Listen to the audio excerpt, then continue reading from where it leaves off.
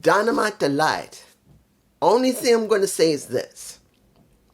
I am so glad I waited until now to speak about this situation with the video. That's all I'm going to say. I'm going to shoot right through all of this, and we're going to focus on the Bucks and the video that was shown. Let's make it clear. This is what we're going to do. Opening. We got Samoa Joe getting attacked before his match with Dustin Rhodes. They were supposed to have an eliminator match. This was his chance to try and get a shot set up. Like pretty much you go up against a champ. If you win, you get a shot. I never liked that, but it's very rare for AEW to do. They don't do it often. So this was his moment. He gets taken out by Swerve until the end of the night. That was the beginning. First match. What did I feel about Penta going against Adam Copeland? I am sure Adam had a blast. This is the first time he's ever gone up against Penta and Sharon Merrill. And I can tell you, it shows. It was not a bad match. But you could tell Adam was not used to Penta's high-flying lucha libre. He was not. He's probably gone up against Ray Morton a few times over the years when he was still wrestling, when he was in WWE. He had. But this was different. We're not talking about Adam versus Ray. We're talking about Penta versus Adam. And it's a different type of animal. When you got someone as big as Penta doing the same stuff as pretty much Rey Mysterio is doing, you're going to have a hard time trying to keep up with it. Particularly that you're not young, even though he's doing pretty damn well for himself. Being nearly 50, he's like 48 years old at this point. 47, 48, I think. He's nearing 50. And he's not used to dealing with a lucha libre style wrestler who's almost as big as he is. He just isn't. Now, I'm not saying he hasn't gone up against him, but Penta's different than maybe Alberto Del Rio or Chavo Guerrero or Eddie Guerrero. He's different. His style is a lot more aggressive. He just is. It was a good match. In the end, he won. And then we get this backstage segment that came out due to the fact that Adam got attacked by Brody King.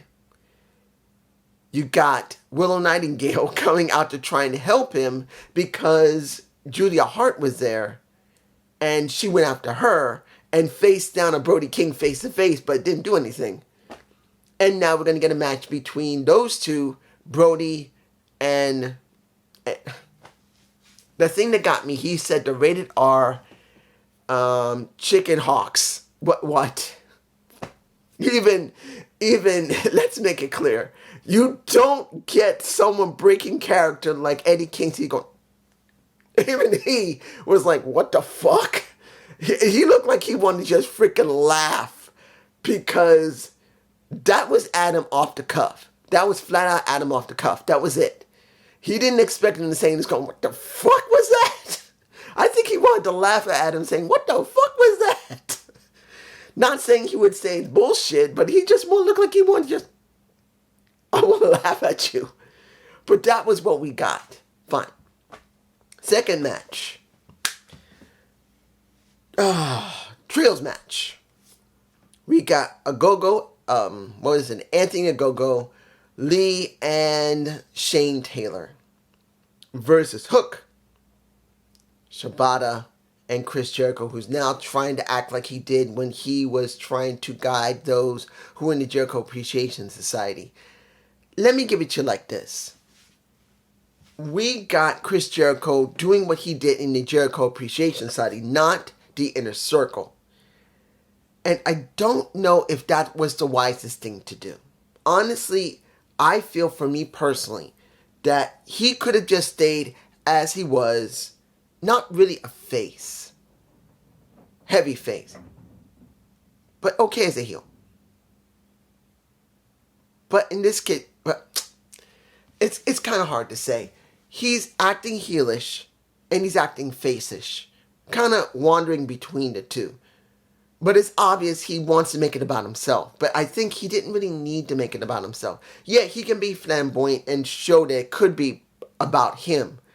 But to make it about Shibata and Hook would have been a little better. Particularly, this seems a little too quick to switch. I just do not agree with it. He could have slowly began to build up. He could have waited at least a couple of months before he even started showing this. And I just don't agree. When he pulled Hook off the ring skirt, well, see him being pulled off the ring skirt when Shibata was trying to reach for a tag, I feel like, why now? Why is it so quick? Is it because you want to just get content before Destiny, so you're gonna have Hook versus Chris for the FTW title? Is that what you want? You want to rush this? I just don't agree with it. It feels like it's being rushed. This shouldn't have happened. I'm just saying. Next, we got a jobber, don't remember the guy's name, versus the Rainmaker Okada. He destroyed him. And let me give it to you like this. Seeing that the promo afterwards, seeing he speaks English was good for me personally. He may not speak up to here tier. He's like somewhere around here. Maybe okay as his English is second language. He makes it very clear to Pac. You want it? Fine. Destiny, me and you, for the title. Fine. Pac comes out. He gets attacked by the Bucks. The Buck gets attacked by FTR. I will talk about them at the end of this. I ain't saying shit now. Just he got attacked. They got defeated. You get this. Fine. Next match. This was kind of a difficult one for me. What can I say? Mariah May and Eddie J. Got two women who are built very similarly. They got similar looks. They got similar styles. They almost... if they were both from Stardom, it shows right there. Anna Jay has a certain style. Mariah May has a certain style. They look so similar.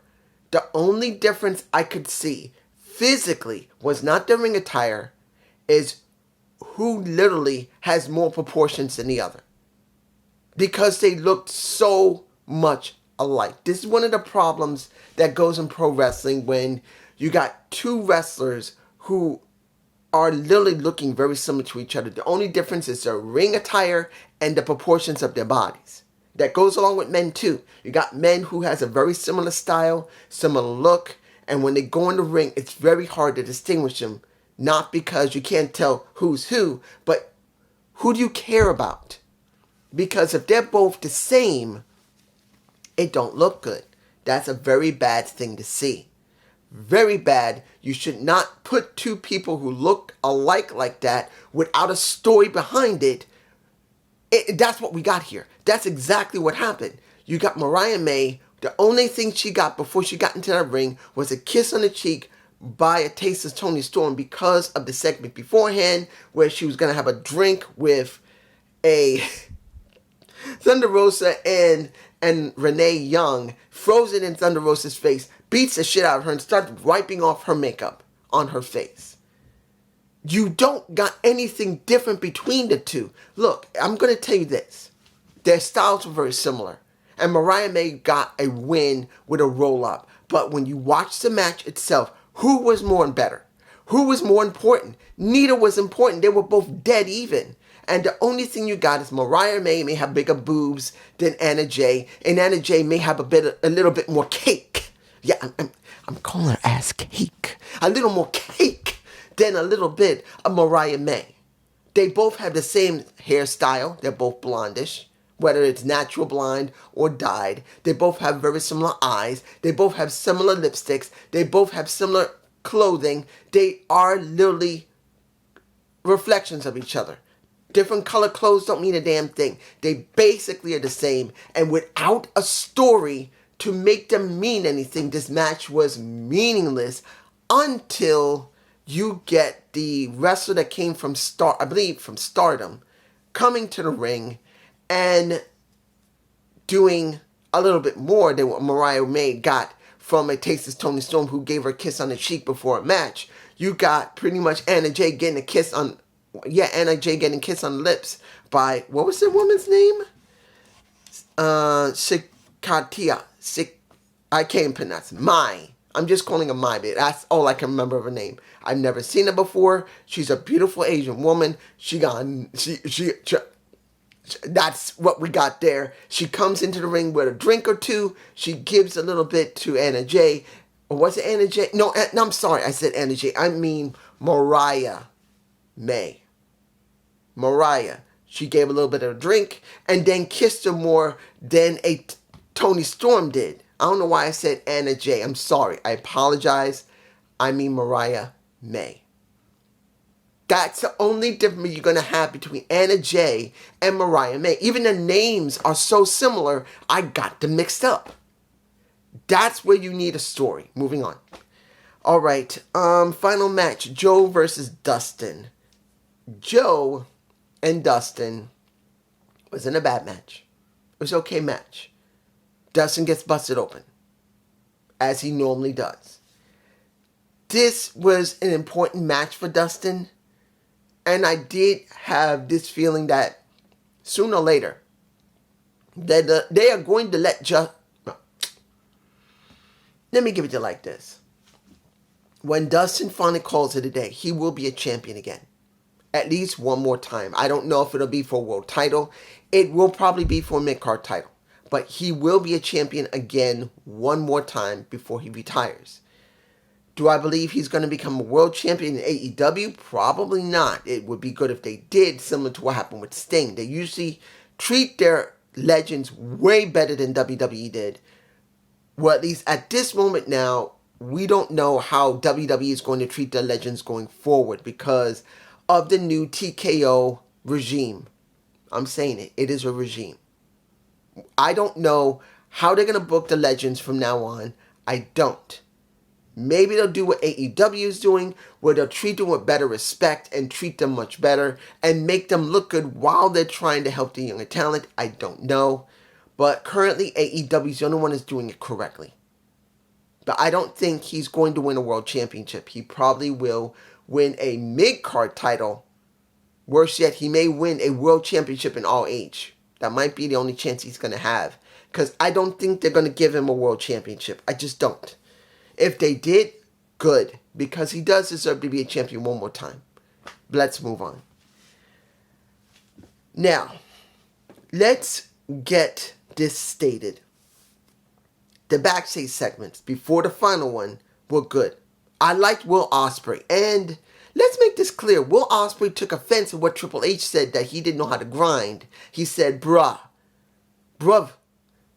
I go from England back to America, back and forth, 10-hour flights each time, and I still put on a damn good show. Remember, there's jet lag.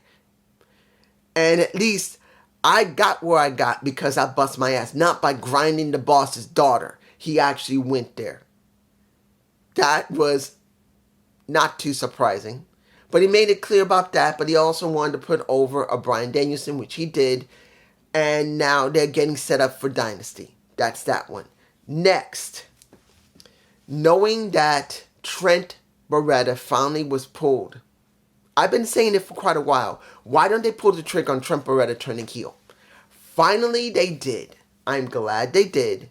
But now they should be building it on Dynamite. Not on Collision, not on Rampage. But we will probably hear by Collision or Rampage what's going to happen with Orange Cassidy. I don't agree with it, but that's what we got. I already talked about what happened with Adam Copeland with the Chicken Hawks or Chicken whatever. I already spoke about that.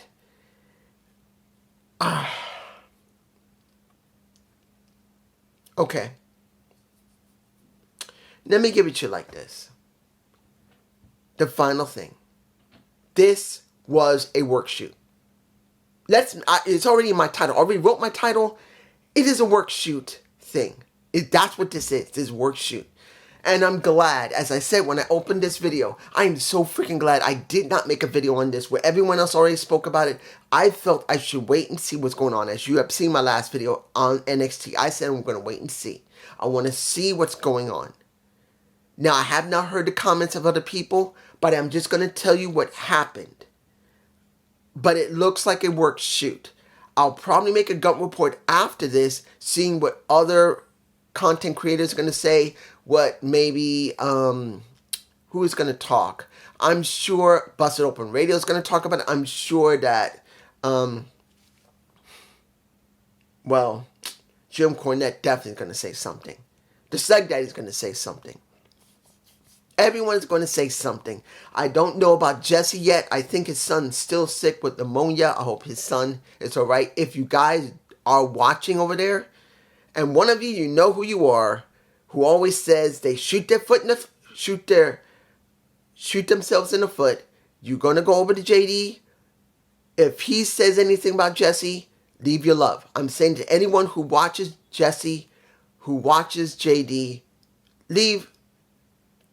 Just say, I give my praise and love for Jesse's son, that he'll feel better and he'll be all right. Just do that. As a father, I know that's something that'll make him feel good. And it'll make you feel good as well, just to show your compassion. But I still don't know yet about them. So let's talk about this simply. I will not give my full opinion. I will just tell you the facts. Here's the facts. We got the talk from the Bucks. They were in character, but they were being Matt and Nick Jackson. They talked about their storyline, about what happened with FTR, but they also talked about what happened before the match with FTR, and they had to take from being wrestlers to being executive vice presidents because of the incident in the back. They showed the video of CM Punk. If you haven't seen it, you see CM Punk after Jack Perry comes back from the match with him and Hook, who was there. Hook was there. Samoa Joe was there. A lot of people were there. Most of the refs were there. They were all there. Punk approached him. You see Jack Perry hearing him talk. Jack didn't like what was being stated. He said something that made Punk shove him back and then put him into a guillotine choke in the front like this. His head is this way. His body is that way. Jack Perry didn't touch him. It looked like it was Punk who shoved him back first, that Jack said something that pissed him off, and that's what started it. That's what it looked like. I'm not telling you that Jack Perry didn't touch him. I'm only telling you what was possibly being able to be seen. Because if you see from the Karen's perspective, you saw Punk's back. You saw Jack Perry's face. You see him pull his hair back. They are talking. Then you see how animated Jack Perry got. You see Punk shoving back. Jack approaches him. He gets into a guillotine, and they got to separate the two. And Jack Perry was taken away by Hook, and I do believe Samoa Joe, and everybody else took CM Punk away the opposite direction. When we got that, and they finished the video, they said, you got to understand how horrible this was. That we had to go out there after that incident happened to do that match, which was a great match, but still we lost, and we had to shake the hands of the ones who knew that bastard. He didn't say it. They didn't say it like that, but that's what they were implying. We literally didn't want nothing to do with it. And the thing that pissed us off was that a show was created for him. They didn't say it directly as him, but they meant it, that this was created for him. Collision was made for Punk. We know this. And that truly pissed him off, that he was given such concessions, but in the end, this still happened. And it ruined our moment with FTR. They continued working in their character. Then FTR came out and chimed in. And pretty much Cash was saying, I'm sick and tired of this shit. He doesn't say it exactly like that. He says he's sick and tired of this. And he's tired of how the Bucks were. He's tired of this situation. He wants it over. This should be about pro wrestling, not about what happened last 8 months ago. Last year, 8 months ago. I'm kind of getting confused there. And then Dax pretty much has said the same thing. This is supposed to be a professional wrestling. We are supposed to care about the people. We're here to make sure that you guys who make your damn money and is willing to get a freaking ticket to come here, it is our job to do this. and this happens and we're talking about it. No, we're sick of this. We don't care about this. This has to be about pro wrestling. And they gave the Bucks their flowers, saying, look, you built the foundation for this, but we're the ones who, along with everyone else, is putting the shingles on top of the building, and we're going to blow the damn building off once we get our chance. This is not about you and about us. This is about freaking pro wrestling. This is what we got from this promo in the ring. This was a work shoot. I'm not going to elaborate on if I liked the work shoot or if I didn't like the work shoot. I'm not going to tell you guys right now that this was bad or good.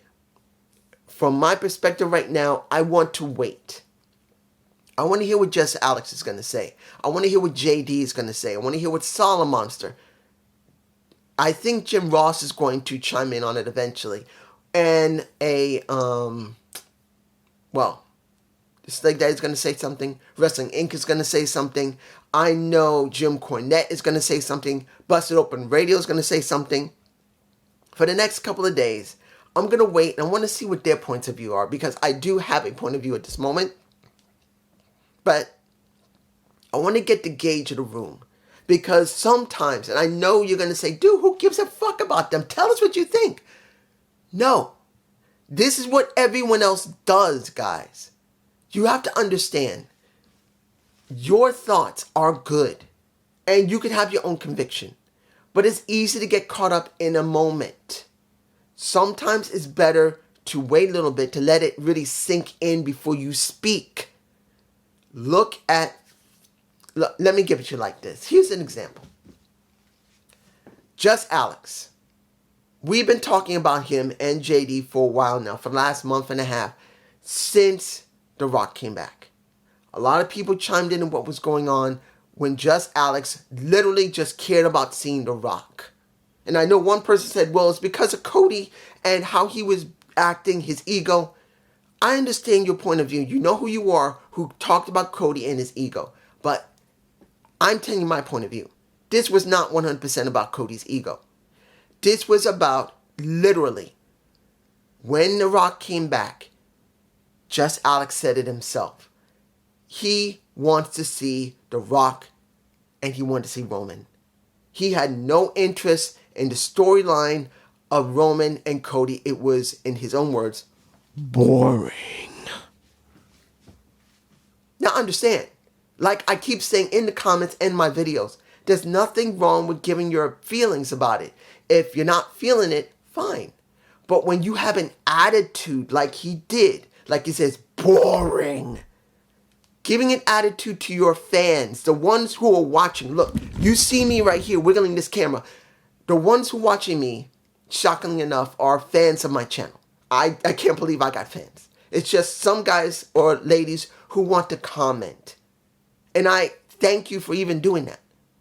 But what Alex did was not only give an attitude about what he said about Cody and Rock, saying it was boring, an attitude. But then, when he was asked which one you wanted, instead of sticking to his guns like I've said multiple times, he said at first, I want to see both matches, night 1 and 2. And then when he started getting bashed for it, he backpedaled on it, and then he just picked one. And then people got mad at him for picking one, and then he said, you know what, fuck y'all, I'm going to just care about the fucking Rock. And if you don't like it, fuck you. Now, mind you, there's nothing wrong with that. But once things had changed back to Roman and Cody, he had a worse attitude because he couldn't stand that what he really wanted from the flat out get-go was now being reversed by other fans who wouldn't even agree with him. Because other fans were saying, what about Cody, which he already said it was boring after a while. Which, again, I want you to hear my words. He has the right to think that. Not just as a reviewer, but as a fan. But you are the controller of a YouTube channel. Sorry for the mic. You are controlling a YouTube channel. And you say in your motto that this is a safe space for wrestling fans like you. Having that type of attitude, 100%, and not realizing that you're rubbing your own fans the wrong way. And then when the Cody Crybaby words started coming out of The Rock's mouth, and then 100%, not only did Just Alex take that, he ran with it even more than JD is now going to. Going to use it in the flip side to those who are having an attitude that were messing with it. He'll say they're crybabies now, not just Cody Crybaby. He won't do the Cody Crybabies. He'll say that you're the WWE Crybabies because of how AEW is acting, or the AEW Crybabies. He'll probably use that, and maybe Just Alex will. But he didn't have to do it. He was acting spiteful. Now, mind you, I can understand him. He has a problem with depression.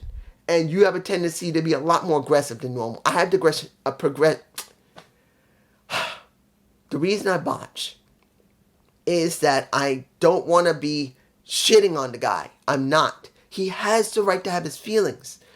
But as someone who's being objective, I know as someone who runs a YouTube channel, an incredibly tiny one that means nothing, I know that if you have fans, you got to take them into account. But you make sure that you still have your feelings.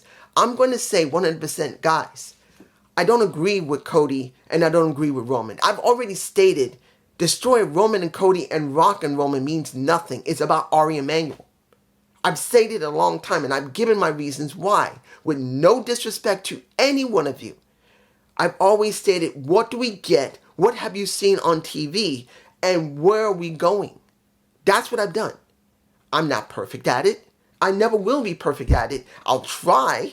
Next to trying to get these damn teeth straightened out. I still got to get them. I still got to get braces. I'm scared.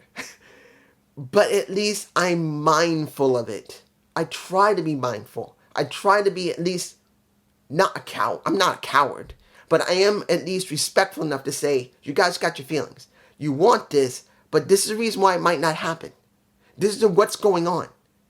I don't have an interest in it. I'm not feeling it, but I'm not going to tell you that, oh, it's boring. You're wrong. That is messing with your fans. Is it really helping you? And knowing full well that he does super chats and he's lucky people don't get pissed at him for the way he's acted towards them. And I'm glad for him because I want to see him get paid. This is what you got. But this is just me. Peace.